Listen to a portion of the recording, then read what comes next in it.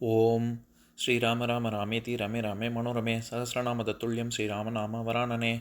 உலகம் யாவையும் தாமுழா வாக்கலும் நிலைபெறுத்தலும் நீக்கலும் நீங்களா அழகிலா விளையாட்டுடையார் அவர் தலைவர் அன்னவர்க்கே சரண் நாங்களே. எத்திர எத்திர ரகுநாத கீர்த்தனம் தத்திர தத்திர கிருத்தமாஸ்தகாஞ்சலிம் வாஷ்பவாரி பரிபூர்ணலோச்சனம் மாருதிம் நமது ராட்சசாந்தகம். அஞ்சிலே ஒன்று பெற்றான் அஞ்சிலே ஒன்றை தாவி அஞ்சிலே ஒன்று ஆறாக ஆரியர்க்காக ஏகி அஞ்சிலே ஒன்று பெற்ற அணங்கை கண்டு அயலாரூரில் அஞ்சிலே ஒன்றை வைத்தான் அவன் எம்மை அழித்துக் காப்பான். இன்னைக்கு நம்ம கம்பராமாயணத்துல பாலகாண்டத்துல திருஅவதார படலத்துல 74வது பாட்டு பார்க்க போறோம். அயல்வரும் முனிவரும் ஆசி கூறிட புயல் பொழி தடக்கையால் தொழுது பொங்கு நீர் கயல் பொறு விழியொடும் கலைவலாளனை இயல்புடு கொணர்ந்தனன் ரதம் ஏற்றியே. இதுதான் பாட்டு. இப்ப பதம் பிரிச்சு பொருள் பார்க்கலாம். அயல்வரும் முனிவரும் ஆசி கூறிட, அந்த கலைக்கோட்டு முனிவனை பின்தொடர்ந்து வரும் அயலே வரும் பிற முனிவர்களும் ஆசி கூறிட, புயல் பொழி தடக்கையால் தொழுது தசரதன் புயல் போல பொழியும் தனது கைகளால் முனிவர்களை தொழுது பொங்கு நீர் கயல் பொறு விழியோடு பொங்கும் நீரிலே வாழும் கயல் மீன் போன்ற கண்களை உடைய அவர் மனைவியான சாந்தையோடும் கலைவலாளனை கலைகளில் தேர்ச்சி பெற்ற கலைக்கொட்டு முனிவனையும் ரதம் ஏற்றியே தான் கொண்டு சென்ற ரதத்தில் ஏறச் செய்து இயல்பொடு கொணர்ந்தனன் உரிய மரியாதைகளுடன் அயோத்தி நகருக்கு அழைத்து வந்தான். இப்ப நம்ம இந்த பாட்டுல இருக்கக்கூடிய நயங்களை பார்க்கலாம். இதுல புயல் பொழி தடக்கை அப்படின்னு சொல்றாரு. அதாவது புயல்னா மழைன்னு அர்த்தம். எப்படி மழை இன்னார் வேணுங்கிறவங்க இன்னார் வேண்டாதவங்க அப்படின்லாம் பாரபட்சம் பார்க்காமல் எல்லோருக்கும் எந்த ஒரு எதிர்பார்ப்புமே இல்லாமல் வாரி வழங்கக்கூடிய தன்மை கொண்டதோ அப்பேற்பட்ட வள்ளல் தன்மை கொண்ட தசரதன், மேகத்தை போல தசரதன் வள்ளல் தன்மையில் சிறந்தவன். நம்ம ஏற்கனவே பார்த்திருக்கோம் போன பாட்டிலேயே. தடக்கை அப்படின்னா அகண்ட நீண்ட கைகளை கொண்டுள்ளவன் அப்படின்னு. வாரி வாரி வழங்கும் வள்ளல் அப்படின்னு சொல்ல வர்றதுக்கு புயல் பொழி தடக்கை அப்படின்னு சொல்றாரு. நம்ம இதையே அதாவது அரசியல் படலத்துல முதல் பாட்டு கம்பராமாயணத்துல 168வது பாட்டுல தசரதனை முதல்ல அறிமுகப்படுத்தும் போதே இவர் என்ன சொல்றாரு கம்பர், அம்மான், அந்த பாட்டை படிக்கிறேன் கேளுங்க. அம்மான் நகருக்கு அரசன் அரசருக்கு அரசன் செம்மான் தனிக்கோல் உலகு ஏழினும் செல்ல நின்றான் எம்மான் கதைக்கு ஓர் இறையாய ராமன் என்னும் மொய்மான் கழலோன் தருநல் அறமூர்த்தி அண்ணாங் அப்படிங்கிற பாட்டுல இது ராமன் என்னும் மொய்மான் கழலோன் தரு நல் அறமூர்த்தி, இந்த கதையின் நாயகனாகிய உலக அதாவது உண்மை பரம்பொருளாகிய ராமனை தந்தருளிய தசரதன் அப்படின்னு தானே சொல்றாரு. தரு நல் அறமூர்த்தி அண்ணாங் அப்படின்னு. அப்போ அதாவது இதை விட ஒரு பெரிய கொடை இருக்க முடியுமா? மக்களுக்கு வாரி வாரி செல்வம் கொடுக்கலாம், என்ன வேணா கொடுக்கலாம். ஆனா ராமாவதாரம், ராமனை போன்ற ஒரு கல்யாண குணங்கள் எல்லாமே பொருந்திய ஒரு பிள்ளையை ஈன்றெடுத்து உலக நன்மைக்காக இதை செய்த ஒருவர் தசரதன் அப்படின்னு சொல்றது மூலமா அப்பேற்பட்ட கொடைத்தன்மை கொண்டவர்ங்கிறத உணர்த்தும் விதமா இந்த இடத்துல புயல் பொழி தடக்கை அப்படின்னு சொல்றாரு. அடுத்தது நீர்கயல் பொறுவிழி அப்படின்னு சொல்றது அன்மொழி தொகை. நான் ஏற்கனவே சொல்லியிருக்கேன் ஆற்கலிங்கிற உதாரணம். அதாவது ஆற்கலினா கடல்னு அர்த்தம். அதிக மிகுதியான ஒலியை எழுப்பக்கூடியது. மிகுதிக்கும் ஒலிக்கும் சம்பந்தம் இல்லாம கடல்னு நம்ம அர்த்தம் பண்றோம்ல. அந்த மாதிரி நீர்கயல் பொறுவிழி அப்படின்னா விழியையும் சொல்லாம கயல் மீன்களையும் சொல்லாம இந்த இடத்துல சாந்தையை குறிக்குது. ஏன்னா சாந்தையும் முனிவர், இது கலைக்கோட்டை முனிவர் 2 பேரும் சேர்ந்து தானே வராங்க தேர்ல ஏறி. அதனால இது கயலையும் குறிக்காம விழியையும் குறிக்காம அன்மொழி தொகையா அதனுடைய பொருள் தள்ளி இருக்கக்கூடிய சாந்தை அப்படிங்கிற பெண்ணை குறிக்குது. அதனால இது அன்மொழி தொகை.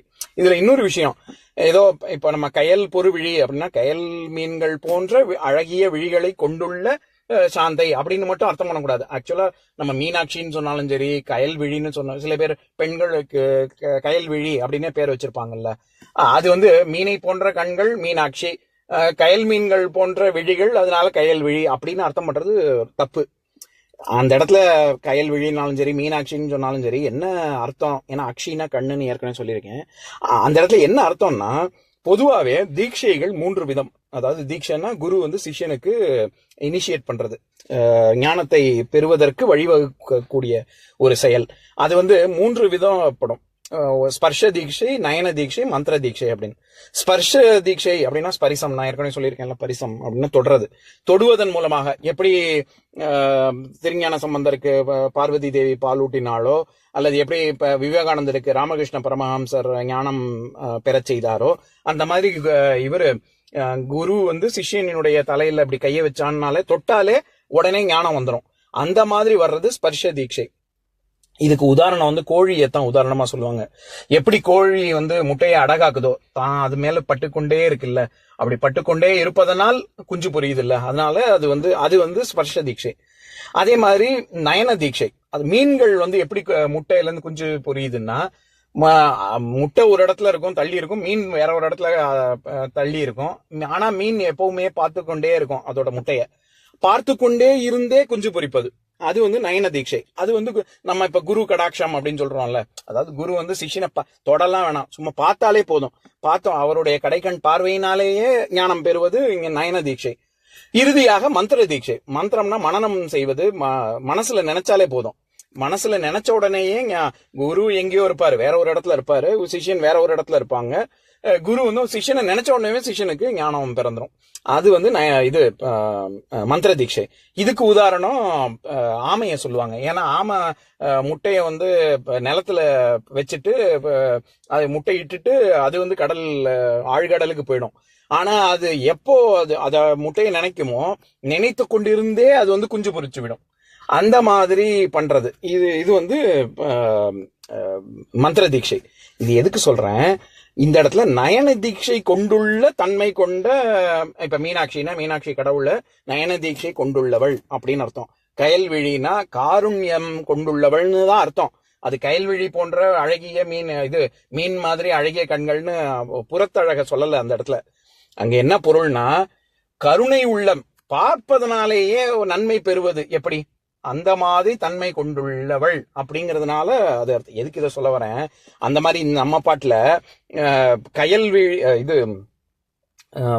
நீர்க்கயல் பொரு விழி அப்படின்னா, எப்படி வந்து ஒரு கயல் மீன்கள் வந்து பொங்கும் நீர்ல, பொங்கு நீர்னு சொல்றாருல, பொங்கு நீர் கயல் பொரு விழியோடு, பொங்கும் நீர்ல வாழும் கயல் மீன்கள் எப்படி காருண்யம் கொண்டுள்ளதாக இருக்கிறதோ, அப்பேற்பட்ட தன்மை கொண்டுள்ள சாந்தை அப்படின்னு சொல்றாரு.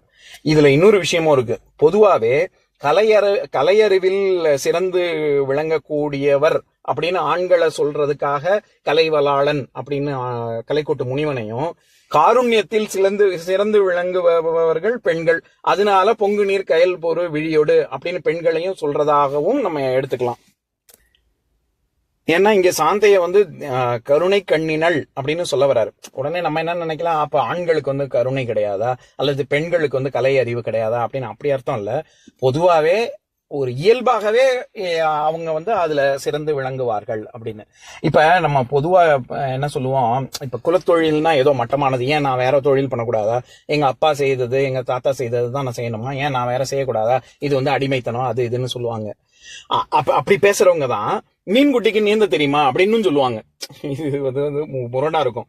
இதுல என்னன்னா, அவரவர்களுக்கு குணத்துக்கு ஏற்ப அவரவர்கள் எதை பார்த்து வளர்றாங்களோ அதை அவங்க இயல்பாகவே செய்வார்கள் அப்படிங்கிற பொருள். அதனால இங்க காருண்யமோ அல்லது கலையறிவோ அப்படி இருக்குன்னா, பொதுவாக அது ஆண்களுக்கு கலையறிவும் பெண்களுக்கு காருண்யமும் இருக்கும் அப்படிங்கிறது பொதுவான கருத்து.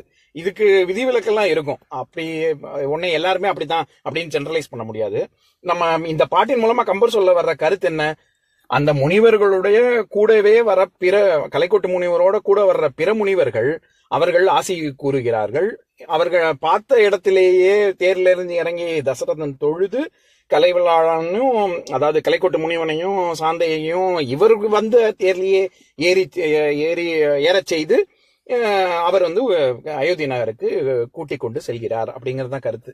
இதுல நம்ம அதாவது தேரில் ரதம் ஏற்றியே அப்படின்னு பார்த்த இடத்துல தான் கொண்டு சென்ற தேரில் ஏற்றி அப்படின்னு நம்ம அர்த்தம் புரிஞ்சுக்கிறோம்ல.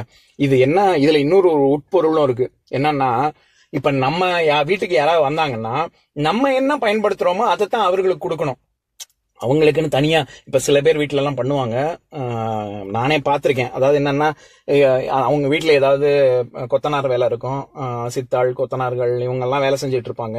அவங்க குடிக்க தண்ணி கேட்பாங்க. அப்போ ஒரு சொம்புல எடுத்து கொண்டு போய் கொடுக்கணும். அவங்களுக்கு குடிக்கணும். பெரிய பாத்திரம் அல்லது ஒரு சொம்புல கொடுக்கணும்னா நம்ம பயன்படுத்துற சொம்ப கொடுக்க மாட்டாங்க. அவங்க வந்து அவங்களுக்குன்னு ஒரு சொம்பு வீட்லயே ஏதாவது நெளிஞ்சது தூக்கி போட வேண்டியது இந்த மாதிரியான சொம்புகள்ல எடுத்து அவங்களுக்கு இருக்கட்டும்னு கொடுப்பாங்க. நான் கிட்டுவம் ஆற்றுல வீடு கட்டும் போது நான் பார்த்திருக்கேன். கிட்டுவம் வந்து இந்த மாதிரி எல்லாம் பண்ண மாட்டான். நம்ம என்ன சொம்பு கொடுப்போமோ அதே பாட்டில் நெளிஞ்ச, சில பேர் வந்து நெளிஞ்ச பிளாஸ்டிக்ல வந்து நெளிஞ்ச பாட்டில் எப்படி இருந்தாலும் தூக்கி போடணுங்கிற பாட்டில கொடுப்பாங்க. கிட்டுவமா வந்து என்ன பண்ணா, நம்ம என்ன சொம்பு குடிப்போமோ அதுலயே எடுத்து கொடுத்தா. உடனே அவர் பார்த்துட்டு அங்க இருக்கு, நான் இது வந்து நேரடி அனுபவம் அதனால இதை சொல்றேன். அங்க இருக்கிற வேலை பார்த்துட்டு இருந்த கொத்தனார் வந்து பொதுவாவே அவங்க எல்லார் வீட்டுக்கும் போயிட்டு வரவங்க தானே, அதனால யார் யார் எப்படி எப்படி கொடுப்பாங்கன்னு அவருக்கு தெரியும். அவர் வந்து நல்ல வெள்ளிச்சொம்பு மாதிரி நல்ல மின்னக்கூடிய சொம்புல கொடுத்தோன்னே அவர் வந்து அப்படியே அசந்து போயிட்டாரு. அவர் வந்து கொஞ்சம் கூச்ச உணர்வு வந்துடுச்சு. அடடா, நம்ம கைகள்லாம் வந்து இது சிமெண்ட்டை தொட்டிருக்கோம், செங்கலை தொட்டிருக்கோம், எல்லாத்தையும் தொட்டிருக்கோம், இதோட இந்த சொம்ப வேற தொடணுமா அப்படின்னு சொல்லிட்டு அவர் என்ன பண்ணாரு, என்கிட்ட டக்குன்னு வாங்க வந்தவர் ஒரு நிமிஷம் சொம்ப பார்த்துட்டு அவர் வந்து போய் கையெலம்பிட்டு நல்லா சுத்தம் பண்ணிட்டு அதுக்கப்புறமா வந்து வாங்கினாரு. இந்த சொம்பை போய் நம்ம எதுக்கு அழுக்கு பண்ணணும் அப்படின்னு சொல்லிட்டு. இது எதுக்கு இதை சொல்ல வரேன், பொதுவாகவே நம்ம என்ன பயன்படுத்துறோமோ அதைத்தான் மற்றவங்களுக்கு கொடுக்கணும். அந்த காலத்துல எல்லாம் சொல்லுவாங்க, ரெண்டாம் தரம் காப்பி, அதாவது ரெண்டாவது தடவை வடிகட்டின டிகாக்ஷன்ல வந்து வேலைக்காரங்களுக்கு எல்லாம் கொடுப்பாங்க. அதெல்லாம் அபத்தத்தின் உச்சகட்டம். நம்ம என்ன குடிக்கிறோமோ அதை தான் அவங்களுக்கும் கொடுக்கணும். பழைய சாதம் நேத்து மிஞ்சி போனதெல்லாம் தூக்கி ராப்பிச்சக்காரனுக்கு போடுறேங்கிற மாதிரி அதெல்லாம் அப்படி பண்றதெல்லாம் பாவம். வீணா போறது, உளுத்து போனதெல்லாம் கொடுக்க கூடாது. நம்ம என்ன பண்றோமோ அதை தான் கொடுக்கணும். எதுக்கு இதை சொல்ல வரேன், இந்த இடத்துல ரதம் ஏற்றி அப்படின்னா அவர் என்ன தேர்ல வந்தாரோ அந்த தேர்ல தான் சாந்தையையும் கலைக்கோட்டு முனிவனையும் கூட்டி செல்றார் அப்படின்றது இவர் எந்த அளவுக்கு மரியாதை கொடுக்கிறாருங்கிறதும் சேர்த்து இதன் மூலமா கம்பர் சொல்ல வராரு. இப்ப நான் பாட்டை இன்னொரு தடவை படிக்கிறேன், கேளுங்க. அயல்வரும் முனிவரும் ஆசி கூறிட புயல் பொழி தடக்கையால் தொழுது பொங்கு நீர் கயல்பொரு விழியுடும் கலைவல்லாளனை இயல்புடு கொணர்ந்தனன் ரதம் ஏற்றியே. இன்னொரு நாள் இன்னொரு பாட்டு பார்க்கலாம்.